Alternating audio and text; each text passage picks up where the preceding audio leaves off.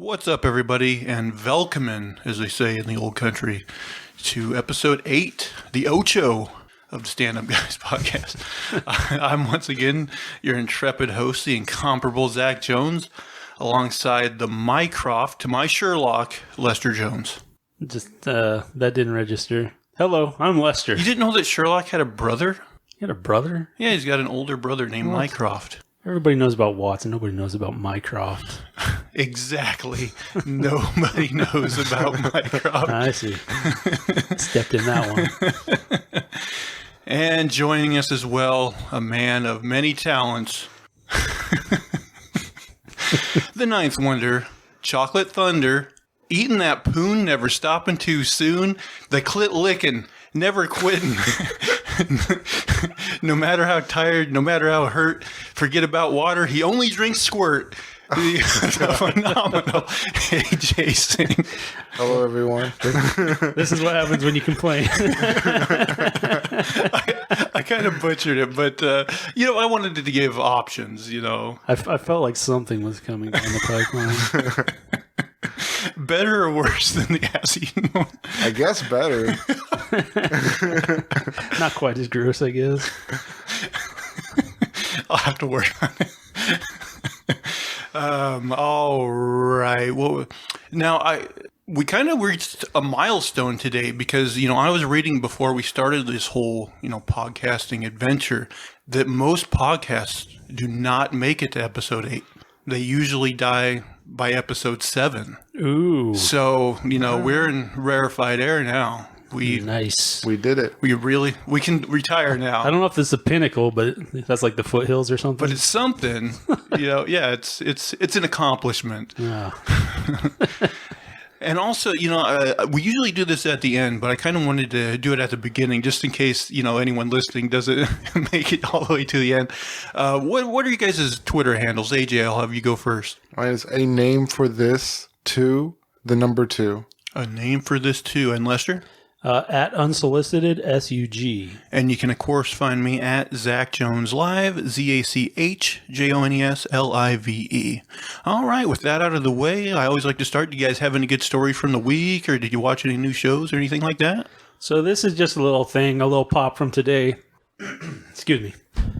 So I work in an office building, and apparently someone higher up the food chain, a vice president or somebody, had ordered like personal stuff and had it shipped to the building, which is a little bit weird. But there's kind of this middle manager. So he comes in, he's kind of grumbling to himself or what when he passes about people shipping stuff to the office and whatever. And somehow this vice president has wrangled him to go to the office on the weekend, on his day off, to pick up this personal property and bring it to him, right? So it's a little shaky to start with. But then, so he's told this middle manager guy, he really needs it. It's important. It's a bed for his little son, right? And so the guy has to jump through all these hoops because he can't. He's having trouble finding it. So he goes to like one floor, another floor, and finally like he has to kind of like break into like a room to get this or whatever. And so eventually he comes and he's like pulling it across past the desk, and it looks like it could potentially be the size if you put it together to be like a little kid's bed or something. But the tape on the outside of the box says cornhole right across it. So not only did this guy send someone to the office to pick something up, he lied about it. And then this guy's like getting wrangled on the weekend to go pick up somebody's cornhole game. Oh, man. I was like, what kind of petty tyrant? Yeah. What kind of like piece of crap is this guy? Now, are we sure it's the cornhole game? Or some other cornhole. Big box of some other type of cornhole. I only know of one type. I thought for sure that's where you're going. It was like it was going to be some sort of sex thing. Like this guy was too embarrassed to get it shipped to his house because he didn't want his wife to find it or something. I don't know. It just seems weird. It's like, okay, you went and you sent this game to the office, and then like you're making somebody go get it. Yeah, why make some poor underling go get it for you? Yeah, you're just being like, you're on like a little power trip or something. Yeah. So yeah, just a douche move by somebody up the ladder up there. Well, that's interesting. Well, as our tradition dictates, we'll have AJ. We'll have you go first. All right, I have a topic ready. Woman bites off husband's penis after he refuses to get rat out of the bedroom. Damn. Abraham Musando, 52, from the Zambian town of Kitwe, was allegedly attacked by his 40-year-old wife, Mukupa, following a row about a rodent.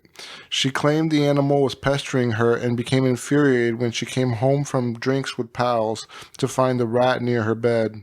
Feeling unable to sleep while the pesky rodent had the run of the room, she ordered her husband to get rid of it, it is claimed.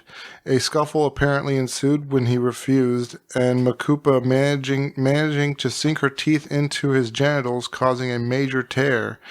Bothwell Nousma, Deputy Chief Commissioner of Copperbelt Province, told the Zambian Observer the pair are essentially separated and live under the same roof in separate rooms. I'm guessing he lives in the room with the rat. She did. Now, I don't know if he's still staying there with his broken penis. Yeah, obviously not the best relationship. I will say this gives me an idea for like an X-rated version of Ratatouille, where like a guy's really bad at sex, and then like, the rat gets up and steers him into doing. We can call it Ratatouille. Jesus. But how did she get her teeth down there? Like, I mean, if they're fighting, you know, like, oh, let's make up. Pull down your pants. That's what I would have thought. She tricked him or something, but I don't know. It was a fight. It was an altercation. Well, I guess if you figured it was something that had ever happened before, he wouldn't be like in for it. So it's like testing new waters. He's like, that's the last time I get in a fight when I'm buck naked. He's like, this fight's going better than usual. That turned around fast. Yeah. Well, oh no. What kind of, I don't know the thought process on that one. Man. Yeah, you really find these stories. Like, first the woman that like beats the shit out of her dad for farting. Yeah. Where was this story? Like, where were these people from? In Zambia? Oh. Yeah, it's probably like, are you going to clean up that rat? Jump. The rat scurries away with his dick. Now he has to catch it. It was well thought out by her. All right, you got a topic for us? Hypothetical question. Would you eat a turd for a year of house cleaning? No. No? A year? No. Well, do either of you clean it? I was going to say, it's not that important to me. What about something chauffeuring or something? No. There's got to be there's something you do in your life that you don't like. I think the only way you could get me to actually eat a turd is if it's going to make me independently wealthy. Yeah. Okay, so let's say there's a millionaire, and like he's like, for every turd of mine you eat, I'll give $1,000 to a starving person in Africa. No, I ain't eating turd for charity. To save somebody? Turds for charity. Turds for tots.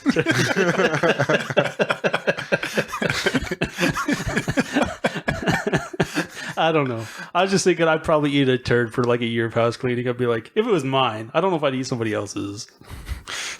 I might get a year of free teeth cleaning. Well, if you have paid for my fucking my implant I need, then I don't know. That might be on the table. And it's not going to be your own turd. It's going to be a stranger's turd. Well, I was saying it was my turd. It's a lot easier. Actually, would it though? Yeah, I mean, a turd's a turd. You don't want to eat a stranger turd. That's where you draw the line. Now, would your guys' threshold be lower if it was like a dog turd?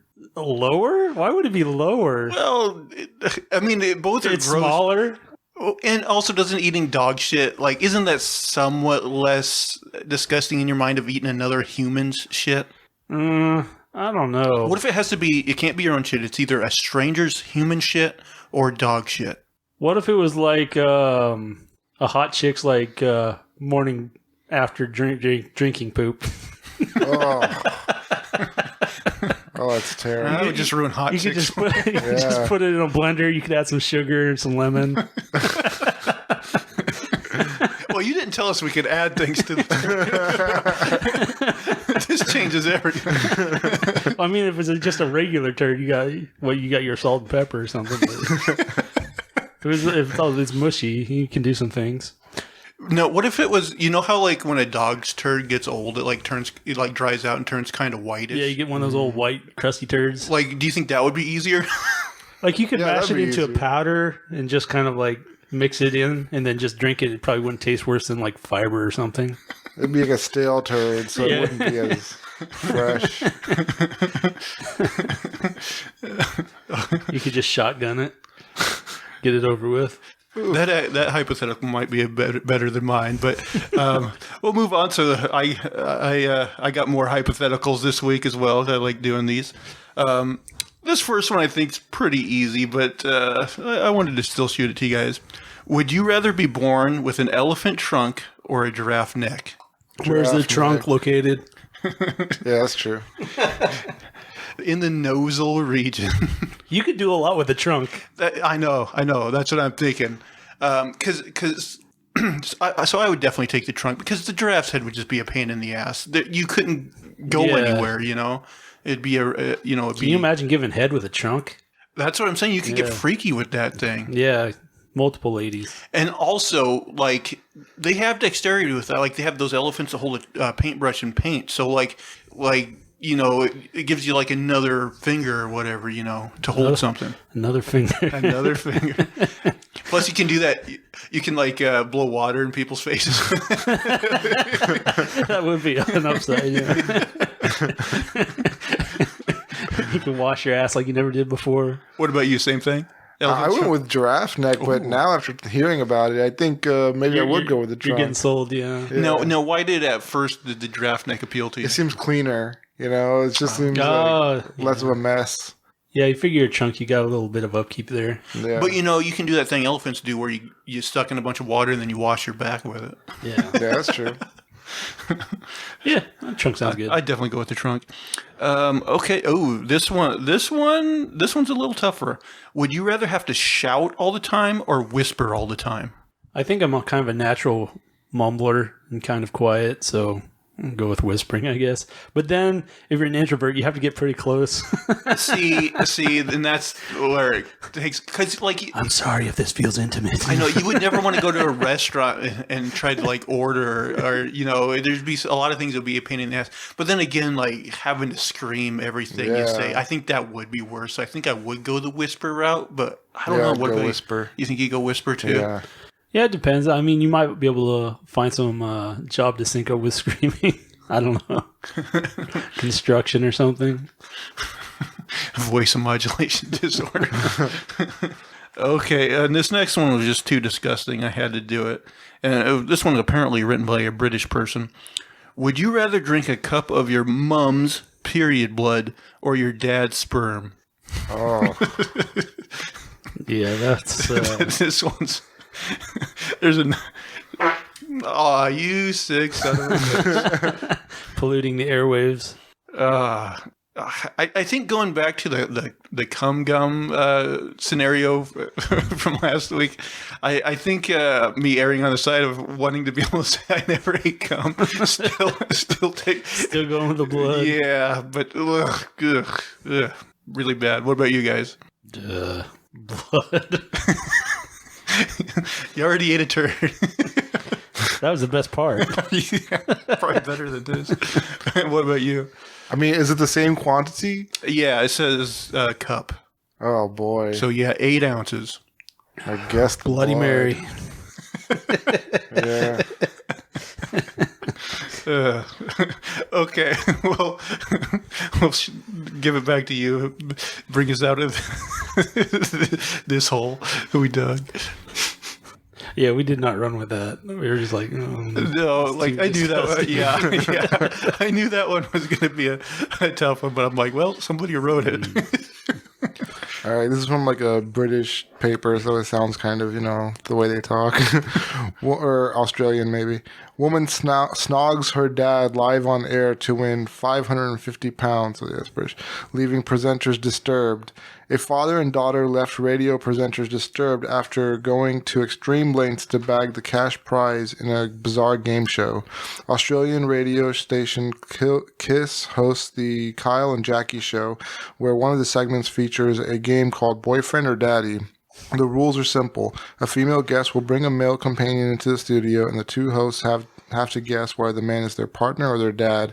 If they guess incorrectly, the woman wins the equivalent of about £550. This week, 26-year-old Stacy brought along Nick, who's 49, and it was left to the presenters to figure out their true relationship. The pair presented the story that they were a couple, and presenters grilled them on details of their intimate lives, which we'll spare you the details of. After they made it through the highly uncomfortable interrogation, Jackie O laid down one final challenge, saying, "There's only one way to decide this. Would you guys be willing to give each other a little kiss on the lips?" The pair moved in for a smooch lasting a few seconds. As presenter Kyle says, they're fully kissing. It was a makeout. I'm locking in boyfriend without a doubt. It has to be boyfriend. It has to be. It can't be the father. No one kisses their father like that. Everyone in the studio was in agreement that the pair are partners, and they switched it to Stacy for the grand reveal. The entire office behind them jumped to their feet as she says, "The things we do for money. This is actually my father. My boyfriend is going to be mortified." So, yeah, she made out with her dad for $1,000 and went with the whole story of their $1,000. That's so low. Yeah. I mean, for $1,000, she made out with her dad and went through that whole ordeal of explaining their intimate relationship and everything. So, like, you have to have a backstory. You have to be, like, it either has to be true or you have to be, like, a consummate actor at this point. Yeah. Oh. How much could they gotten another 500 if they talked the boyfriend into a menage? Jesus. Yeah, she made out with her dad for $1,000. I mean, that leads me to ask: would you guys make out with one of your parents for $1,000? No. Yeah, not even close. I mean, like, even if it was $1 million, could you do it? I couldn't. And also, like, there's a chance in that scenario that even if you do it, they might see through it or whatever. Yeah, you might still get caught. After you throw up at that point, like, it's $1 million, but your odds of winning. It's like, yeah. Like, even if it was a sure thing, it's like, no, you wouldn't want to. Ugh. No, who's more in the wrong, the father or the daughter? I mean, maybe they already had boundary issues. Like, maybe it was already a problem. Oh, an incestuous relationship. It's Trump's favorite show, by the way. He's tried to get on several times. Oh, geez. You got another topic for us? So this is kind of a change of pace. Is like in some, like, Buddhism and, like, the samurais, like one of their meditations is essentially death meditation. And maybe they'll meditate on dead bodies or thinking about being killed, or basically every day you do this meditation to kind of desensitize yourself to the thought of your own death, I guess. I don't know, what do you guys think about that? So what do? They just like think about their own death? Well, like during the meditation, there's some that are more structured and some are there you just like imagine dying in certain situations, but there's some where they'll sit down and they'll imagine like a dead corpse, and they'll imagine, it's turning blue and rotting and bloating, and then, like, maggots and crows are eating on it, and then there's bones, and then there's, all the way down to till it's just dust blowing in the wind. I mean, I definitely had dreams where I died, but no, I've never really just, like, thought about it that deeply like that, So part of this is, like, I was wondering, is, like, do you think kind of like a preoccupation with death or fear of death, like, stops people from like living their lives? Like, we just live bland lives instead of, like, going and doing something because we're scared of death in some way? I think some people, yes, but that's what makes us survive. Well, right. So what if this is a survival instinct that we have from way back when times were actually dangerous, to now just, like, having fears of basically nothing in a very safe environment. I don't know, because like I subscribe to the idea that there's basically two types of people: people that are afraid of death, and dirty, filthy liars. Because I think everybody on some level is afraid of dying. I certainly am, but yeah, I don't know. I think it's different with everybody, because I'm definitely afraid of death, and but I don't know. I think it's just something you try to put out. I try to put it out of my mind as best I can. I think so. So it's not that overwhelming. Like I wouldn't want to do like these guys and like dwell on it all the time. Yeah, and I think like getting older, you get used to the idea of death anyway, so you get ready for it more. I think that's definitely, you do need to. But I could see as like someone who's going out and fighting and like, killing or being killed. It's like you have to overcome some stuff to be fighting someone with a sword. Yeah. Like you're going to have some blockages there. And so I could see this being part of a culture or something where they really try to prepare for this, because it's going to happen. But it also perhaps allows them to fight better. Or like soldiers in war who like also had to like kind of numb themselves to the idea of like their buddies dying and stuff too. You just kind of got to get in a headspace where you're like, don't get too attached and like stuff like that sometimes. That's not usually what happens though. Like people usually get super attached, because I mean, if you're in that life and death situation and you're saving people's lives and they're saving your life and you have to rely on each other, there's almost no way not to bond very tightly. So I don't know. Yeah, I mean, it makes sense that if they're facing death constantly, then they want to normalize it and not fear it when they're actually fighting. Yeah, when you're actually up against it. Yeah. So, I mean, yeah, it makes sense. I would try to get over my fear of death if I was facing it all the time. Yeah, I still think about it sometimes. But I mean, you're also, you were talking about how do you think some people's, fear of death maybe stops them from living their life. But I think for some people, that fear of death, they go, oh man, I only got this much time left. I got to start, I want to do this, and this. And it almost like a midlife crisis sort of thing where you're like, man, I'm noticing now my life is half over. I have all these things that I haven't accomplished that maybe I want to accomplish. And so I think that fear of death can also make people more productive in a way. Well, yes, I think you're right. And you see, there are like a number of cases where people have had like a near-death experience where they're like, oh shit, I could be dead any time, so I'm going to go out and live now. I'm not going to obsess about this, or I'm going to potentially just use that as leverage to go live a different life. So I don't know. I just thought that was interesting. I wanted to hear what you guys had to say about it. No, it definitely is interesting. Like, yeah, it's like samurai culture and stuff like that is kind of cool. Yeah. All right. So I just got a couple small news stories that I thought were interesting. So this one I really like. A man flying a jetpack was reported by pilots above Los Angeles. And this is from CNN. An American Airlines flight was the first to report a guy in a jetpack at the plane's altitude of 3,000 feet above Los Angeles International Airport on Sunday. They said that the man was approximately 30 yards away from the aircraft. Now the FBI is looking into the matter. CNN obtained the audio between air traffic control and American and JetBlue flight crews. Tower, American 1997. We just passed a guy on a jetpack, the first plane called in. Off the left side, maybe 300 to 30, or maybe 330 yards or so, about our altitude. About 10 minutes later, another plane spotted the man. We just saw the guy fly by us on the jetpack, the crew told the traffic controller. According to the communications, air traffic control warned a JetBlue flight to use caution. Person on a jetpack reported 300 yards south. After the plane acknowledged the instruction, the controller concluded with only in LA. And then officials are looking into it, it says.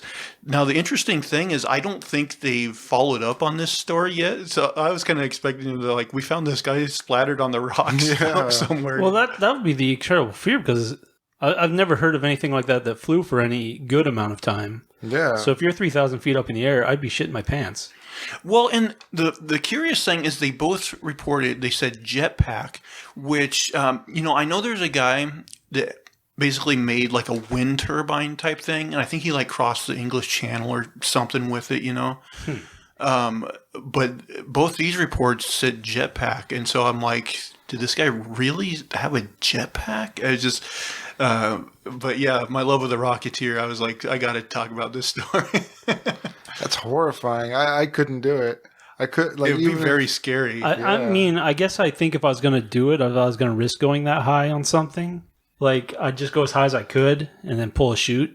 Because, I mean, there's got to be like a certain space in there where you're not going to have enough time for a chute or something. So, but I've never heard of anything going for that long. I don't know. I mean, I didn't know there's that. I didn't think anyone would actually try a legit jetpack.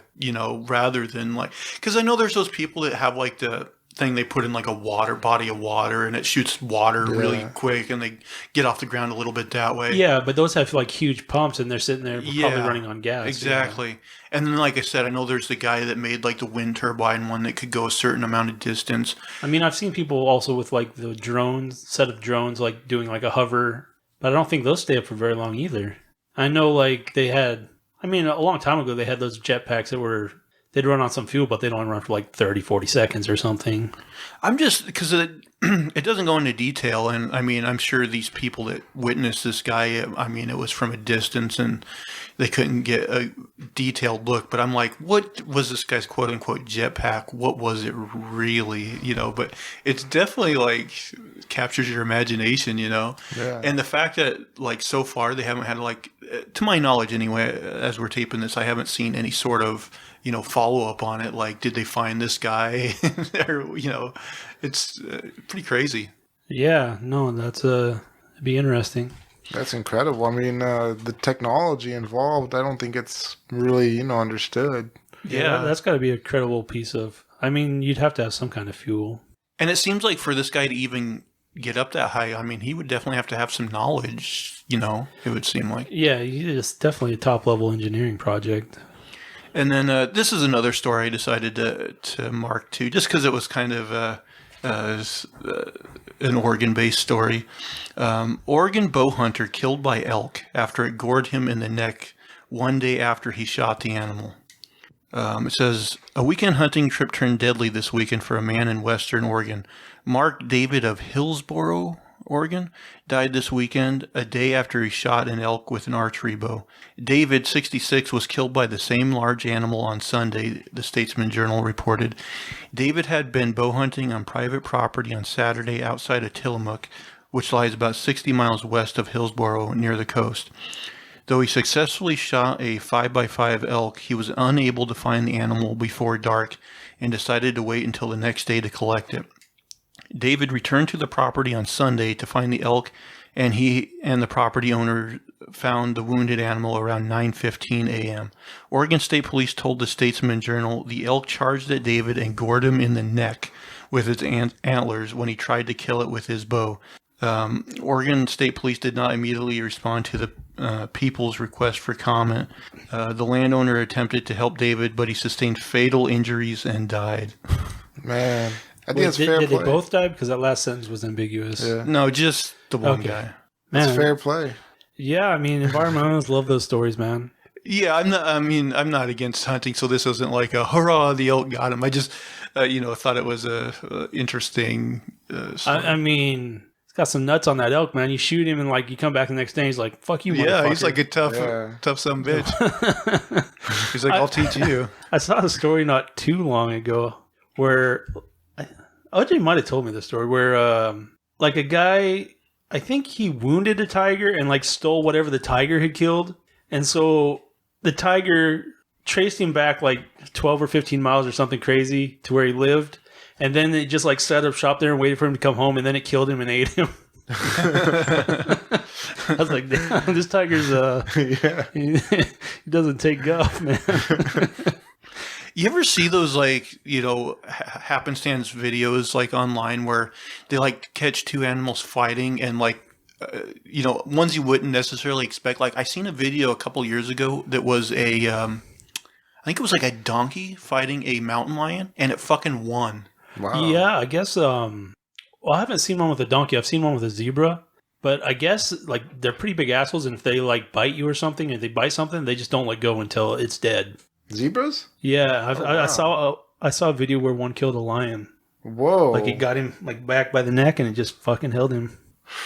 Yeah, I heard zebras are aggressive. I didn't know they were that tough. Yeah, they said that's why, possibly why zebras weren't domesticated like horses and stuff. So. Another one I saw, and this makes me like squirrels a lot, is this squirrel got in a fight with a snake.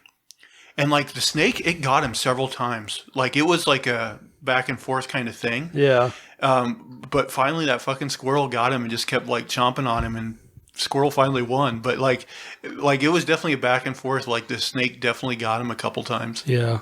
I've seen videos where rabbits fucked up snakes.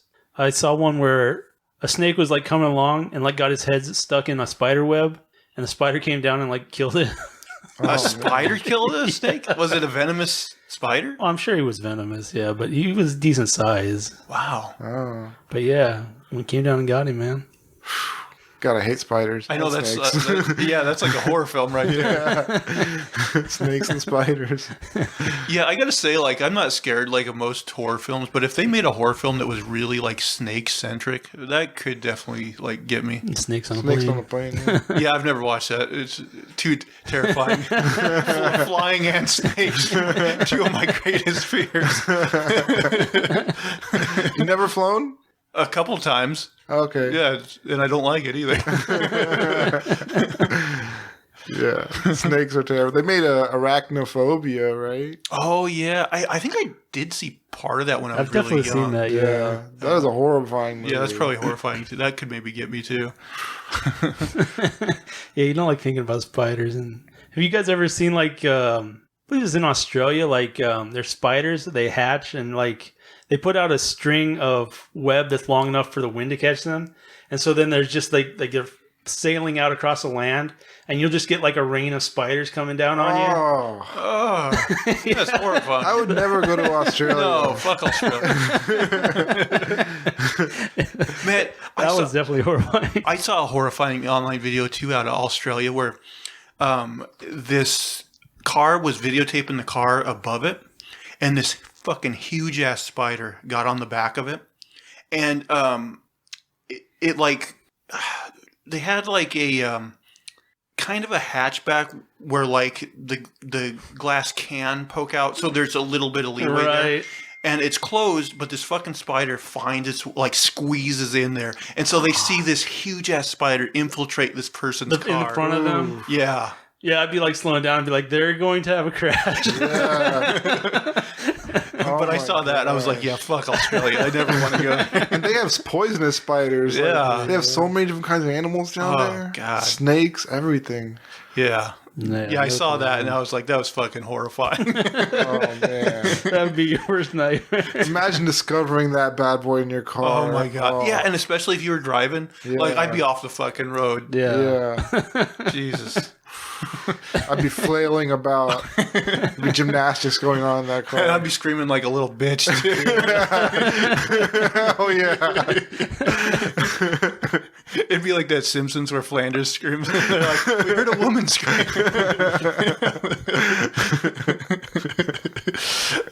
All right, AJ, we'll kick it back over to you. All right, let's see what I got here.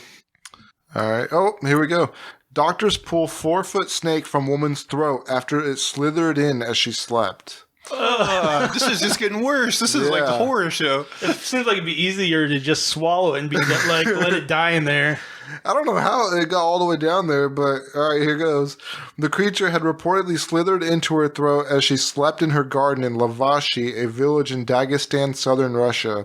Feeling unwell, the young woman was rushed to the hospital where she was put to sleep. Yeah. The doctor inserted a tube down her throat to see what it was. As he slowly pulled the snake out, another medic grabbed it, but then jumped back and screamed as she realized how long the snake was. The snake was then dropped in a medical bucket. It's unclear if the snake was dead or alive, or how long it was trapped inside the woman. Such incidents are unusual, according to local reports, but older residents advise young people not to sleep outside in case a snake slithers in their mouths. Now, It said she was asleep in her garden. Now, did they mean blackout drunk? How does this not wake you up? Yeah, exactly. Yeah. I mean, this must have been one smooth snake. Like, it crawled down her throat 4 feet long. Like, wouldn't that immediately start obstructing your breathing, like, and wake you up? Gosh, I would think so. I don't know. I don't know the paths if you're if you're a nose breather. I mean, what is a snake thinking? Like, that's death, too. Like, going into somebody's throat to die. Like, why would you do that? Maybe it was just like cold out. He's like, fuck, I'm cold. This is like warm. I think that's probably what it is the heat thing. Because, like, I mean, don't they say you eat like an insane amount of spiders during your lifetime? I think that was a fake story. Oh. But I've definitely eaten bugs on accident. I mean, you gotta, like, they're breathing through your mouth then, right? Like, most people breathe through their nose when they're sleeping, but she must have had her mouth wide open. I guess, yeah. I know they say, I mean, they obviously won't crawl in your mouth, but they But say, who the like, fuck is giving you advice, don't sleep outside because a snake might slide down your That's, I throat? mean, so it's happened before, right? That seems like Snakes do that in that area. this is like a throat snake. It's like he's just waiting for his moment. Yep, there it is. Let me crawl in. I know, like they say, if you have a baby and you have cats, like, you got to watch the cats because they'll like go on the kid's mouth to get warm too, and sometimes They'll suffocate suffocate them. him sometimes. Oh. Yeah, I've heard of that. I was recently reading, like, during the Middle Ages, a lot of peasants, like, their babies would die because wild pigs would, like, break into their house while they were out doing their chores or whatever and eat the babies. Oh, That's man. pretty horrifying. Yeah, that is horrifying.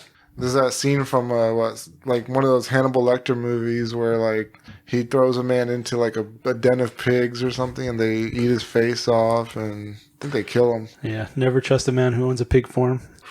Yeah, there was. I watched an episode of Tom Segura like a long time ago, and like the guy was talking about this serial killer who had like a pig farm, and like they figure he killed like a lot of people and just fed them to the pigs. Yeah. And pigs will eat anything, but we eat pigs, so I don't know. Yeah. Yeah, and they say like pigs will eat, like if you kill a pig and throw it in with the pigs, they'll eat it as well. Oh wow, that's a tough Pigs. life. Yeah. I've heard pigs will also go wild. Like, even domestic pigs, you release them, they go wild really easy. Like, basically, it's a wild pig once it gets out in the forest. Yeah, I could believe that. I was wondering what it'd be like to have a pet pig.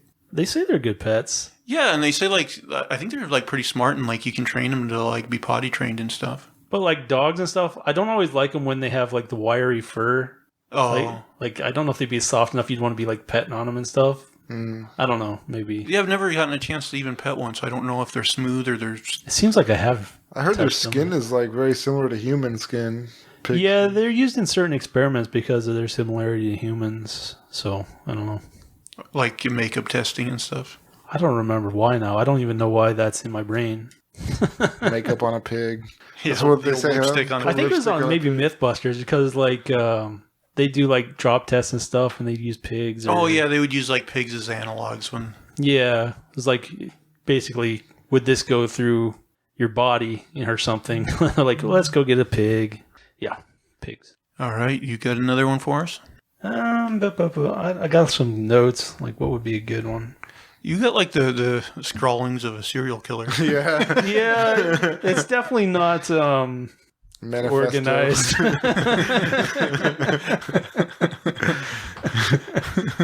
Okay, if you had the power to place curses on people and you really hated someone, what fucked up curse would you give them? Every time they were an asshole, their penis would catch fire. And their testicles. And a rat would come and bite it. Yeah. What if you did like the reverse Pinocchio, where like every time they told a lie or did something shitty, like their penis like decreased by an inch and like eventually would go inside? It doesn't seem like that you get too many chances to, like, reverse your That's- personality that way. Yeah. But then that forces them to be good again to get it to come back. Oh, so they can Oh, they can have turn a their major- story around. Yeah, so if they become a good person, they can have a sizable A real ding-dong. swinger. Yeah. Okay. Then they'd have to be an asshole once in a while just to keep it from getting too big. I think you just found the the cure to humanity. That's true. We'd all be great people. Yeah, exactly. Except women. Except for women, yeah. Somebody needs a deep vagina. What's the female version of that curse? I thought it was the same. Oh, It just depends on if you're good or evil. what would be another good curse? I don't know. I mean, yeah, I would need more time to think on this one to come up with something good. Yeah, I figure when I came up with this question, I should have thought of a couple of good ones just to throw out there instead of just half-assing the question. There was that movie Thinner where that lady, that guy had a pie. She put a curse on him and he was just like, he just kept losing weight or something. Yeah. At the end, spoiler alert for Thinner. That's for like a 1980s movie. Yeah. But at the end of the movie, he finds out his wife is cheating on him, and the curse is in a pie. So whoever eats the pie gets the curse, and they become thinner and die. And he leaves it out for his wife, but his daughter comes home and sees the pie and eats it. Ah, that's what happens. Yeah, I've heard of that movie, but never watched it. Yeah, it's all right. Maybe the curse could be everything the guy drinks tastes either like his mom's period blood and everything tastes like shit. He can only sustain himself off of shit and period blood or his dad's cum. I think you're right, though. The base is to like mess with someone's dick. Yeah, for sure. All right. So I found another article here. Now, I don't know if you mentioned this on the show, or maybe you just mentioned it to us outside the show, but you were talking about these batteries they're looking into, making them out of like nuclear waste. Right. And it's so, like a theoretical. Yeah, and so I found an article about that. Battery powered by nuclear waste could power your phone for centuries. Imagine a cell phone that never needs to be recharged, or a car battery that lasted long enough for your grandchildren to use it. The claims come from California-based startup that says it's cleared significant hurdles in its goal to develop a battery that could last up to 28,000 years without ever needing a charge. The Nano Diamond battery from NDB Inc. is powered by nuclear waste, but its radioactive core is protected by multiple layers of synthetic diamonds, one of the strongest materials on Earth. Scientists say the battery emits less radioactivity than the human body and is safe for use in cars, planes, phones, and even pacemakers. On August 25th, NDB announced it had completed 2 proof-of-concept tests at Lawrence Livermore National Laboratory in California and the Cavendish Laboratory at Cambridge University. In the lab, the battery achieved a 40% charge, a significant improvement over solar power, which typically produces only a 15 to 20% charge. NDB believes it will be able to reach a 90% rate of charge.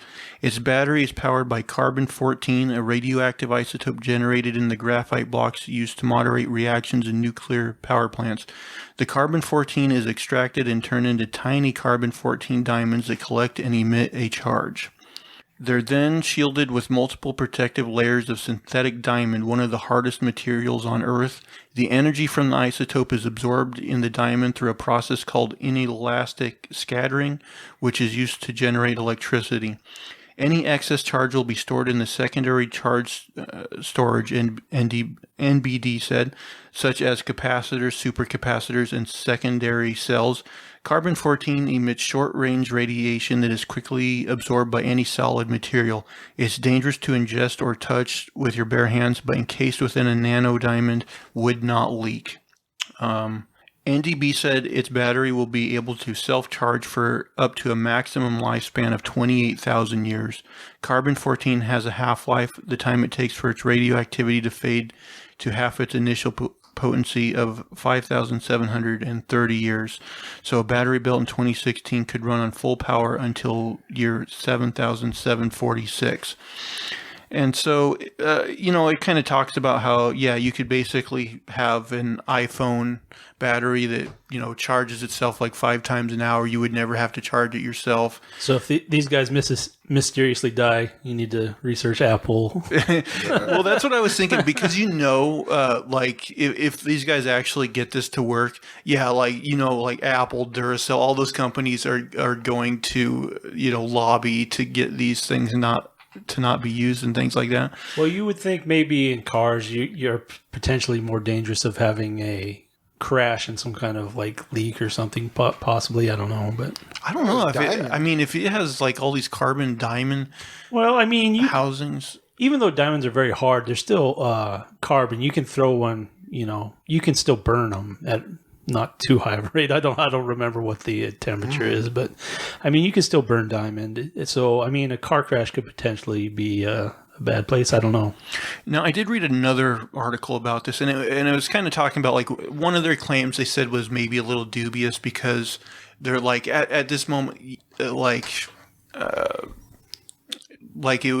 the iPhone battery and stuff like that seems maybe tenable, but like right now, it probably couldn't be used for like a huge battery. Right. There's other there's an output in obstacles. upsizing. Yeah. But I mean, it's something they're working on. But even if they could only get it to work for like iPhone batteries and just small stuff, that's a huge deal. Yeah, that'd be big. Yeah. Never have to charge your phone again. That's amazing. That'd be incredible. I would definitely go out and buy that. Yeah. Well, that's the thing. A lot of people get a new iPhone every year, but it's not because they necessarily want the new iPhone. It's just like their phone they have, a year goes by and the battery sucks. And it's like, do they get a new battery put in it or do they just, get the new phone? Yeah, I don't know. I don't know about this specific technology, but I think probably before we die, we'll be seeing a lot more nuclear energy in the world. Well, and there's definitely a huge danger to nuclear power plants. Well, some of those have been more or less resolved, I think. Well, it's not like there's a huge statistical problem that you'll have, an explosion or something. But it's just like look at the problems we all already had, Chernobyl, and the one that fell into the ocean in Japan. I mean, those are obviously huge problems, but those are also like first and second generation technology, and you haven't seen like big upgrades in a while. But there are plans for other types where not only do they not have waste, but the first tier of waste they create, like they burn that as well. So basically you're not left with any waste at the end. And also instead of like in some of those early generators, they relied on, humans to shut it down when something goes wrong. But the newer generation stuff that they have designs for would automatically shut itself down in the event that something happened. So basically, they're not going to melt down. I wonder, if there's any risk of radiation exposure while doing this whole process of getting these batteries, encasing these diamonds and everything. Well, it sounds like once they're encased, they're pretty much neutral. It's not radiating very much. Yeah. But I'm sure, at the factory or something, they'd have to have a lot of safeguards in place. Oh yeah, I'm sure they have the factory where they make these things. They probably no humans have to get close enough to where there's a danger, or they have some sort of shielding. I would imagine. Yeah, I would think so. But if just imagine if they do fulfill on this technology and they eventually get it to the point where they can use it for large energy outputs. I mean, that could drastically change the state of the world. Yeah. If they could make not only electric cars, but electric cars that you'd never have to swap out the battery, never have to worry, about charging. Mm-hmm. I mean, that's a huge fucking deal. Yeah. I mean, nuclear power is a gigantic store that lasts, probably long past the human existence. Yeah. So, I mean, there's a ton of energy there, but using it safely is really the key. But yeah, I definitely see that as being the future, probably. But yeah, I just I read that and I was like, damn, that actually sounds pretty wild, Yeah, I mean, coming from a startup company, you have to wonder if there's a little bit of dubiousness, or if it's always straight out. But always be skeptical. But yeah, it's definitely an interesting possibility. Yeah, definitely. All right, AJ, we'll kick it back to you. All right, let's see what I have here. All right, yeah, this is okay. Poop-soaked phone rescued from National Forest toilet. Sanitation workers cleaning out a vault toilet in the Flathead National Forest in Montana said they found a poop-soaked phone at the bottom of the toilet tank and were shocked to discover it still works. Tracy Cow of A1 Sanitation said he and his team were cleaning out the tank of the vault toilet near Holland Lake when he spotted the iPhone 11 Pro at the bottom. I was kind of in shock. I was like, whoa, there's a phone, Kyle told KRTV. We tried to not just suck it up or whatever. Then we went to the grabbers. We have some grabbers that can grab stuff like bottles and stuff. Cody grabbed it out. Kyle and his teammates, Cody Ever and Tanner Stevenson, sanitized the phone, plugged it in, and were shocked to discover that it still worked. The men said they were unable to get information from the phone because the screen was locked, and employees at Verizon and Apple said they were unable to access the information on the device without the owner's permission. Kyle said the team was finally able to get some identifying information by popping the device's SIM card into another phone. They left a voicemail for the phone's owner, a Helena resident. When she finally called back, I told her who I was. She told her we found this phone in the Forest Service vault. And her initial reaction was, well, you guys must have had to pump it out of toilets because that's the last place I saw that phone. Stevenson said she was pretty shocked when she actually ended up retrieving the phone and that it worked enough to get her information off of it. A1 Sanitation said in a Facebook post that the poop-soaked phone was on its way home. All right, I mean... There's a lot of... yeah. I mean, there's a few things here. One is, if I'm a sanitation worker and I find a phone in the toilet, I'm not touching it. It's going in the garbage or whatever. It's a certain mentality. Be like, let's clean this up and try to find the plug owner. it in. No, I wouldn't go through the cleaning it up and getting the owner, but I would take one of those grabbers and be like, man, this thing gets shitty reception. Yeah, quick selfie. I would definitely make some sort of pun out of it. I mean, if that's my phone and it fell in the toilet, I don't care. Like, thanks for going through all the effort, I guess, which is amazing, but I'm not taking that phone back. Oh. What if you had something on that phone you really like, though? What if that was the only pictures of your kids? Oh, man. I guess I'd try to get it back then. Yeah. But boy, I mean, that is something. But you have to think when you drop it down like a fucking... Well, how deep do you think those things are? Like 20, 30 feet? Yeah, it depends on them. Into a big bunch of shit. You can just be... Yeah, you just wash your hands and walk away. Yeah. How would you like to be a professional honey dipper and you just go around cleaning out those outhouses? Like, I can't think those guys get paid enough. And like, so this is kind of close to home for us because we live in, we're from Montana and we know the Flathead Forest and stuff. Yeah, because we're in Lincoln County and Flathead County is right next door. But also how Montana are the names Cody and Tanner. It's like, these two guys named Cody and Tanner. Where do you think they're from? Those are pretty common names, aren't they? I might have guessed Wyoming or something. I mean, but those are some really thoughtful people to go through all that trouble. I mean, yeah, I wouldn't have done like any of that. Maybe they were like, man, there could be some good porn on this phone. I wouldn't have cleaned it up. I wouldn't have been like, oh, that's clean enough. Let's stick a charger on there. And then try to like be take out the SIM Sherlock card. Holmes about taking out the SIM card and tracking down. Yeah. I like to think the reason it got in there was like the lady like saw like how gross that like what's up went down that toilet was, and she's like, I gotta capture this at Wooms. Oh, goodbye. That was the last video on the camera.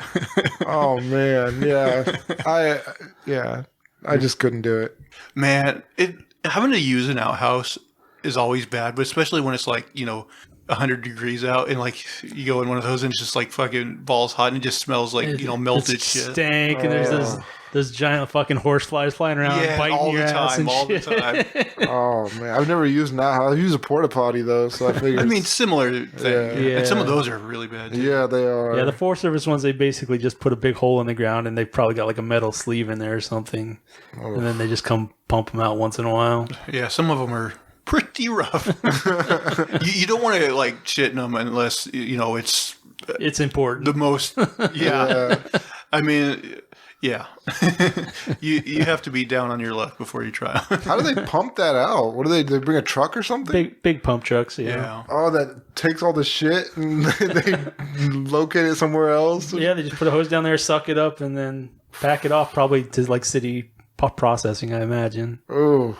All right, that's gross. Yeah, I saw a funny picture of one of those tanker trucks, It said stool bus, and so it was painted like a school bus, but there's all these like animated turd figures like sitting in the windows. That's a good sense of humor. But yeah, honey buckets, honey dippers. Yeah.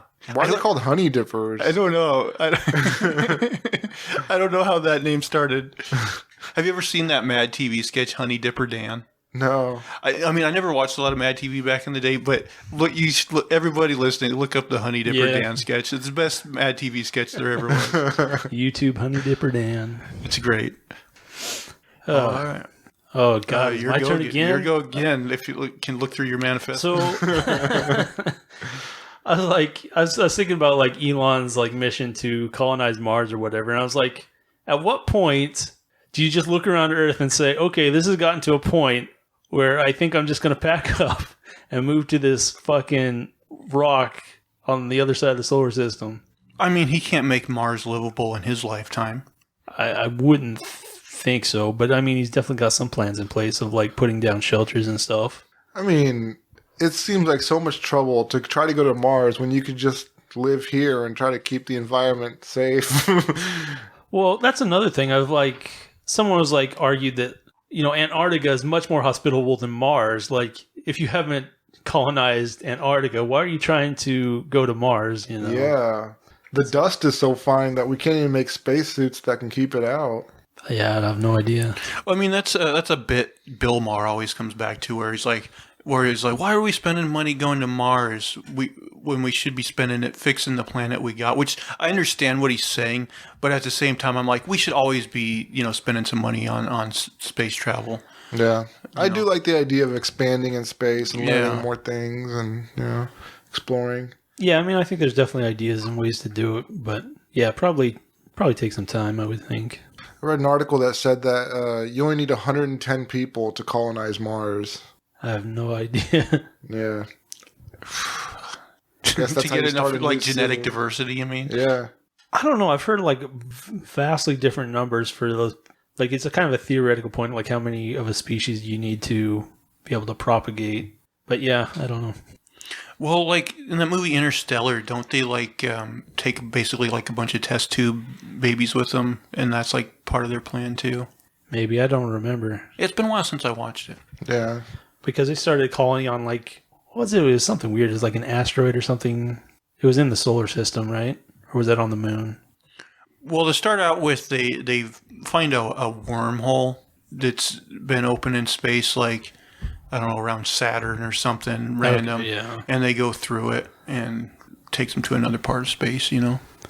Where they somehow find a planet that they can live on. Yeah, so before they go on their mission, there was like two other people that went out to, you know, two different like bases where they thought, you know, life could live or whatever. And so they end up going to one of them. But it's been a while since I watched it. I don't remember all the nuances of it.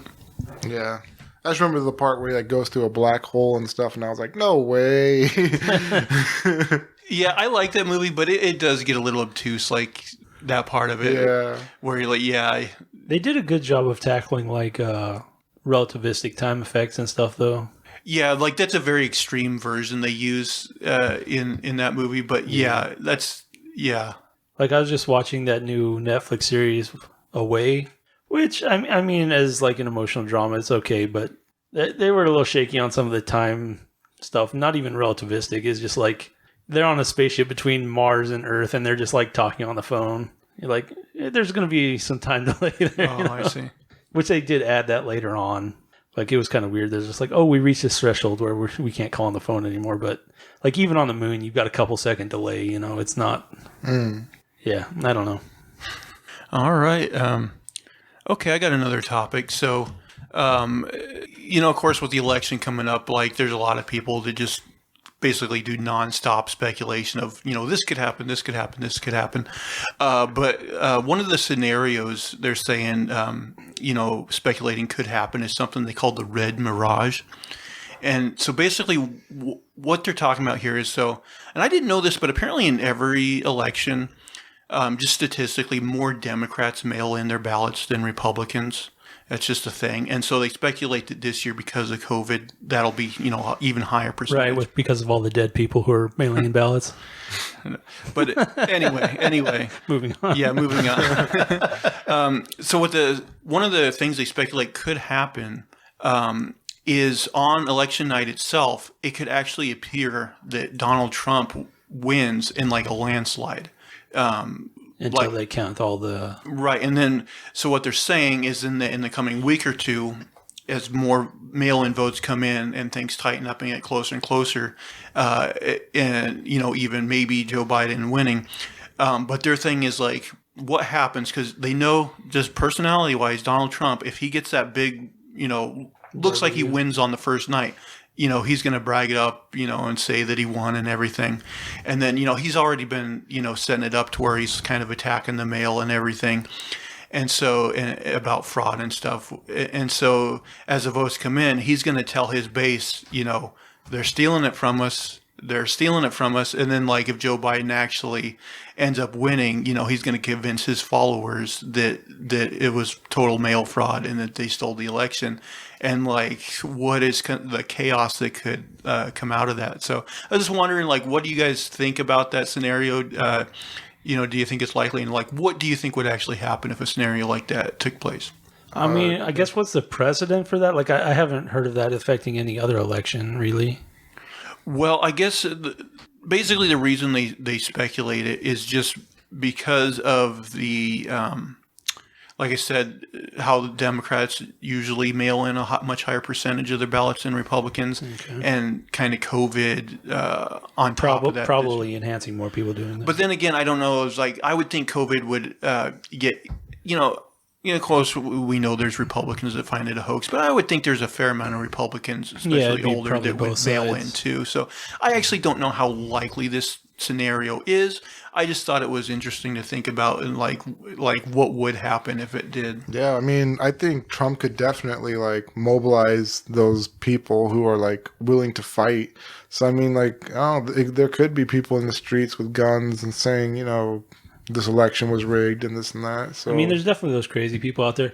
I don't know why I'm thinking this. I do vaguely think that I've heard that, like, the military have already said that they would depose him if that was the case. Oh, really? Well, like, if he won the election and he wasn't leaving. If he lost, the election, he wasn't leaving. Okay, that's good. That's good to hear. That actually makes me feel better. Well, this is also something that Bill Maher harps on. Is like, what if he loses but he refuses to leave? I'm not. I mean, if he loses, he's definitely going to say it was rigged. Yeah. And I'm not super worried about that. Like, I think if he loses, like whether he wants to go or not, when the inauguration happens, they're gonna go leave, or we're gonna force you out, and he'll leave. What I worry about more is him really riling up the more violent people of his base, and we'll see a bunch more people on the protesters getting shot and a bunch of that kind of bullshit. That's what I worry about. They have like a civil war mentality. Well, if he won, I think you'd see a lot of shit if he won. Probably more shit. I don't know. Well, you definitely see, I mean, more you think there's riots now? Yeah. I mean, you'd definitely have huge riots. I think either way, you're going to see some protests and some rioting. Yeah, it's pretty divisive, I guess. But and then the other kind of political thing that I thought was sad is. We of course have the Electoral College, which I think is the bane of our fucking existence. Yeah. I hate it. It's undemocratic. It sucks. But Nate Silver of 538 put out this tweet where it breaks down what he says the chances of a Biden Electoral College win is based on what percentage of the popular vote he gets. So he says if he wins the popular vote by 0 to 1 points, he has just a 6% chance of winning the Electoral College. If he wins the popular vote by 1 to 2 points, 22% chance of winning the Electoral College. If he wins the popular vote by 2 to 3 points, 46% chance. So even if he wins by 2 to 3 points the popular vote, he still has under a 50% chance of actually winning the presidency. Yeah. And then 3 to 4 points, it goes up to 74%, which is pretty good. 4 to 5, 89%. 5 to 6, 98%. And 6 to 7, 99%. But you just look at that and you see how unfair that is. Yeah. And, it's crazy we live in a system anywhere where, like, we vote and more people say they want this person. And it's like, nope, the other person won. And it's happened, couple times now, within the last 20 years. And it's like, the thing is, like, here's my thought is even if you remove that, you went pure Democrat, like Democrats would have an advantage, I think, for a little while. And then I think it'd find that middle equilibrium again. Like, it would just even back out eventually. I don't think it would take that long. I think that's fine, But the electoral college, the way it is right now, that seems unfair. Just, people voting for one. It doesn't really matter. Even if either some way, sort but I of, think it would. Even if some sort of shift like you're talking about happened, I would still prefer it. Yeah. That's fine. That's democracy. The guy or gal that gets the most votes should win. Full stop. Yeah. And the fact that that's not the case is fucking ridiculous, And I think it's one of the biggest failings of, our government, of how it was set up.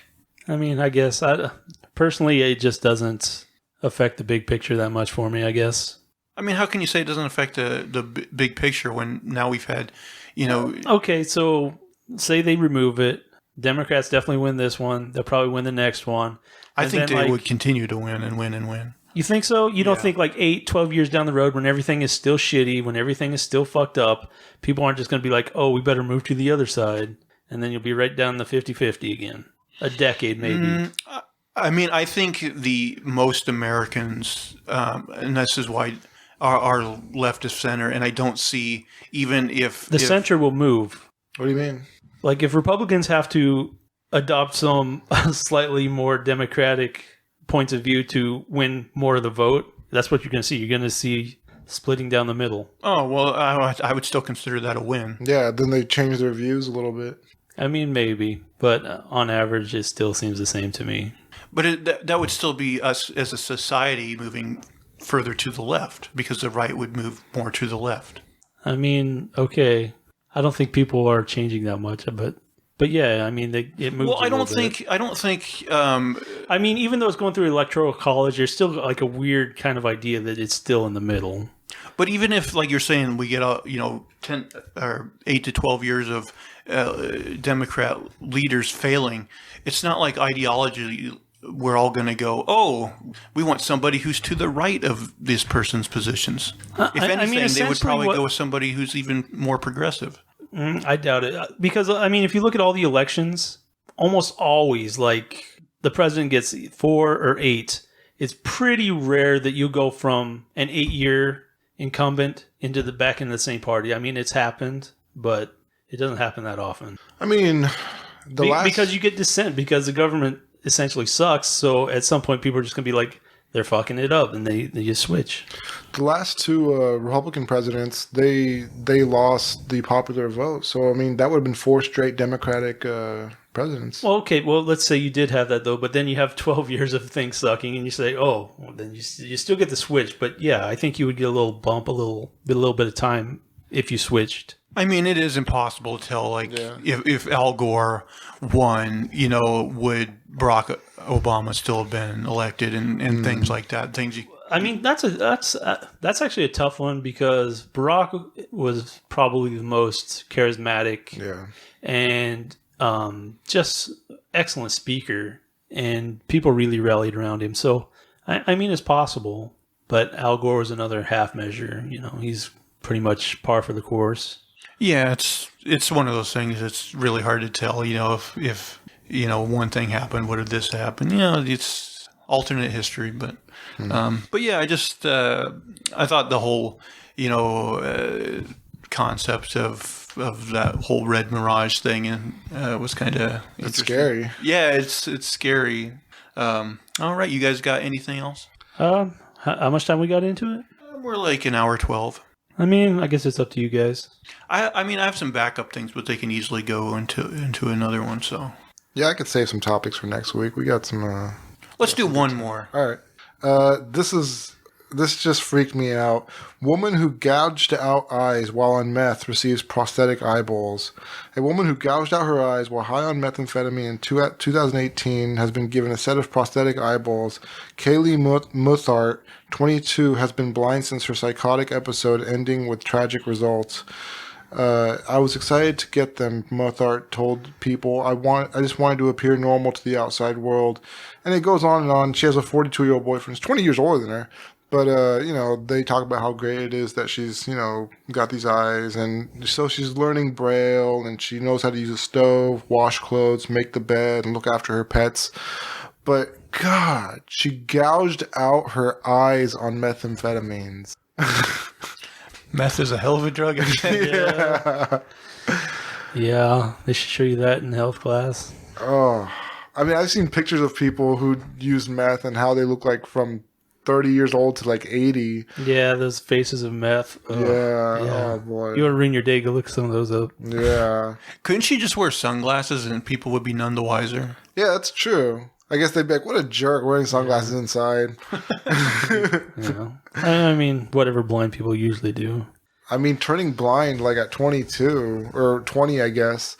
I mean, that's just a whole life change right there. Yeah. Yeah, I guess you pretty much have to reassess at that point. God, the first thing that pops up to me is like how she did it and like what it looked like when she did it. Like were her eyes just on the floor? Were they hanging out of her sockets? Like, yeah.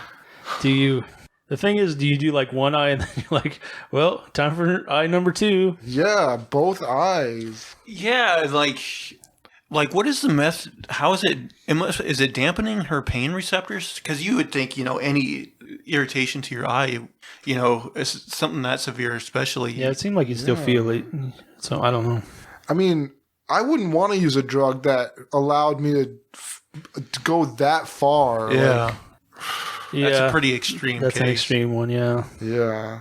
Because some people do meth and you're like, I feel like they can get away with it for a certain amount of time, but like you have to stop. Yeah.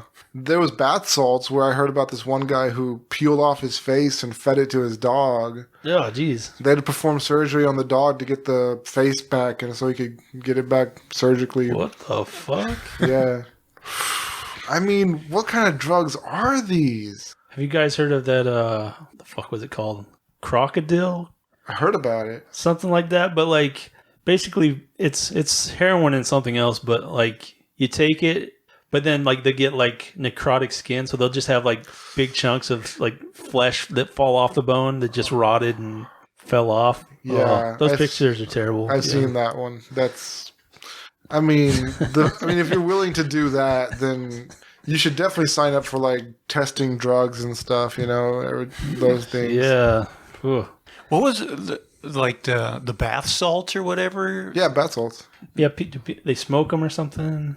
But wasn't there a case Or of did like they somebody eat 'em? I don't know. like eating off somebody's skin or something because of that, or something weird? The fuck? Yeah. Oh yeah, a guy tried to eat another guy's face or something. Yeah, there was a weird story a couple years Yeah. back involving bath salts and like eating someone's face or something. The fuck? Oh On the upside, now we know how you get a girlfriend half your age. yeah. She gouged out her eyes from meth. Here, use this meth. You're beautiful. She's pretty. Like I saw a picture of her before she gouged out her eyes. I mean, that's part of the She thing was that's so tragic with some of those. You're like, oh, you were like a beautiful person, and now, Yeah. like, it's like, it's sad. Yeah. But I mean, I guess those are naturally tragic stories. But now I'm kind of like, I don't think we should go out on this note. Like, this is just terrible. Isn't it weird how things age, the different ways people age though? And I think like smoking and heavy Yeah, drinking you is can part see of it in smokers. Yeah. Like you see people and like you're just like shocked when you find out their age, and you're like, God damn, you did not age well. Or sometimes the other way, where you're like, holy cow, like.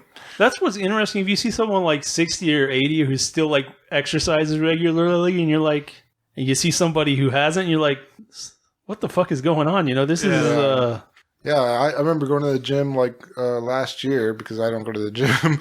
But I saw this lady who was like probably 70 years old. And when I saw her body, I was like, oh, she's probably like 20 or something, you know? That's another thing I've seen in like pictures on the internet is like sometimes when old people have worked out, like their body's been protected from the sun and their body will still actually look like really good. Yeah. And then like they're just like their face and arms are kind of wrinkly. Yeah. And you're like, this, the sun thing is a pretty big deal. Yeah, I was thinking like she must be a 10 for her age, you know? Like guys must be like lining up. All around the old folks home. I was listening to Joe Rogan the other day, and he was talking about how we should all take vitamin D supplements because like humans were designed to be outdoors all the time and get a lot more sun than we do. But I'm thinking, the sun's pretty fucking harmful if you're out in it a lot too. Yeah. Yeah, I mean it's probably a mixed bag, but yeah, he's probably it is a different environment. We probably did get some benefit from that, but in our day and age, the risk of like skin cancer is not great. Yeah, I mean, the sun does some serious wear and tear on people. People who are out there all the time, they have some damage. Yeah, I saw an interesting picture of a guy, and he was a trucker, so he's always driving around the country with his window down. And so one side of his face was always getting sun and the other wasn't. And so like half of his face was so much older than the other half of his face. Wow. He was like a real life Two-Face. Yeah, he was kind of like a Two-Face, yeah. And he was looking for Batman. And that was just from sun exposure. He's like, catch my good side.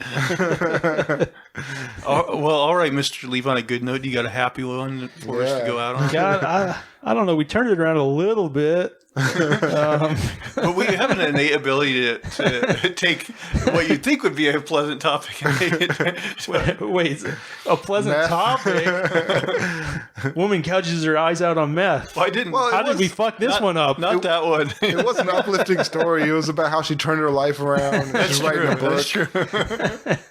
There was some silver lining in those clouds. Oh, I don't know. We're doing okay.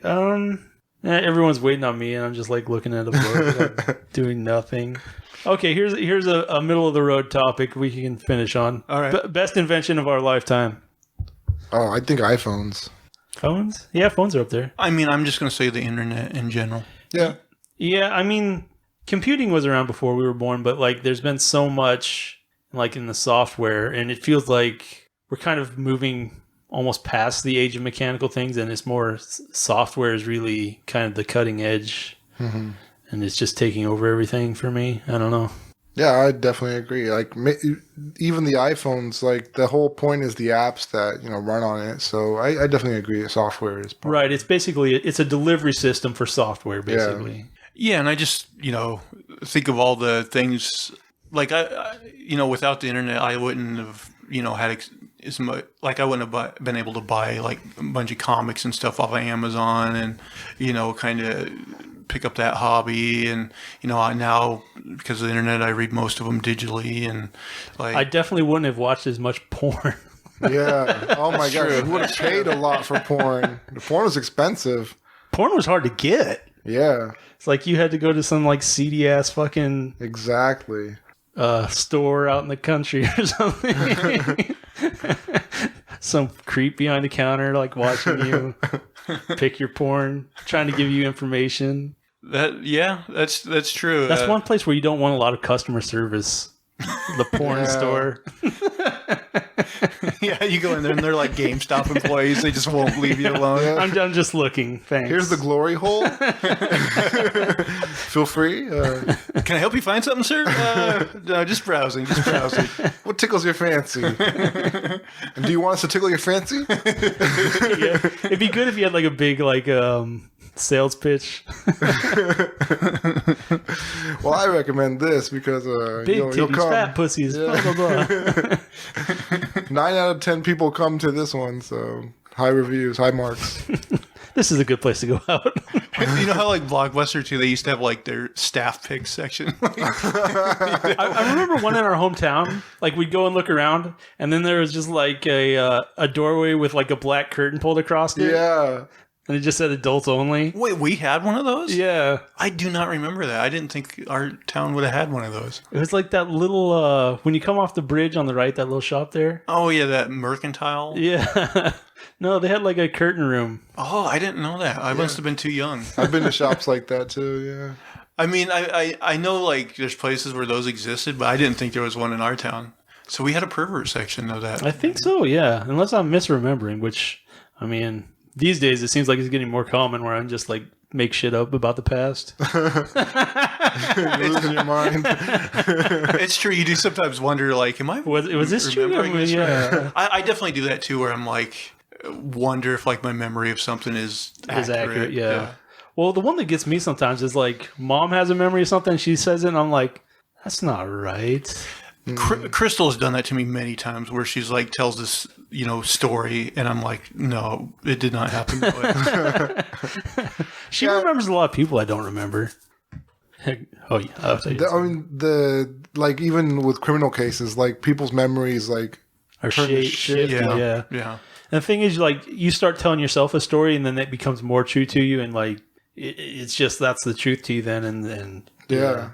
But yeah, but like witnesses and eyewitnesses and stuff are notoriously shaky. Yeah. Which you think that's like the most condemning thing out there is like, oh, they saw him, they know, and yeah, historically not great. Yeah. Yeah. All right. So, are we good now? We're good. Was that happy enough? Porn is better than gouging eyeballs. All right, guys. Thank you for listening, everyone who did. You know what? I think I'm going to go around, just let's say our Twitter handles one more time. So, AJ, where can the people find you? A name for this too, the number 2. And Lesher? At unsolicited, Jesus, I can't speak. Unsolicited SUG.